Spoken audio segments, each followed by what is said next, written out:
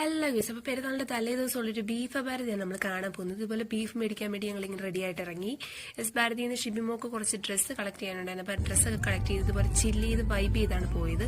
പക്ഷെ ഒരുപാട് സ്ഥലങ്ങളിൽ കയറിയിട്ട് ബീഫ് കിട്ടാനില്ല. വയനാട്ടിലെ അത്യാവശ്യം എല്ലാ സ്ഥലങ്ങളും ഞങ്ങൾ കവർ ചെയ്തു. അവസാനം ഈ അമ്മായിപ്പാലത്തിലുള്ള ഈ ഒരു ബീഫ് സ്റ്റോളിലെത്തി. തിരക്ക് കണ്ടപ്പോൾ തന്നെ എനിക്ക് മനസ്സിലായി ചെറിയ പെരുന്നാളിന് ബീഫ് തിന്നത് തന്നെ.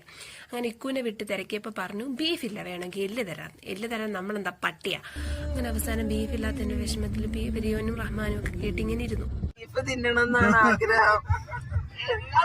എന്നാ പിന്നെ ഷിബിമോടെ ആ സങ്കടം അങ്ങ് മാറ്റിക്കളയാന്ന് വെച്ച് ഞങ്ങൾ പത്തിരി വാങ്ങാൻ പോയി. പത്തിരിയെങ്കിൽ പത്തിരി.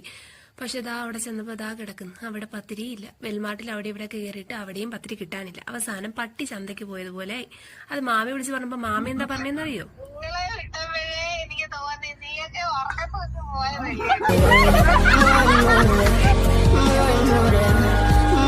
More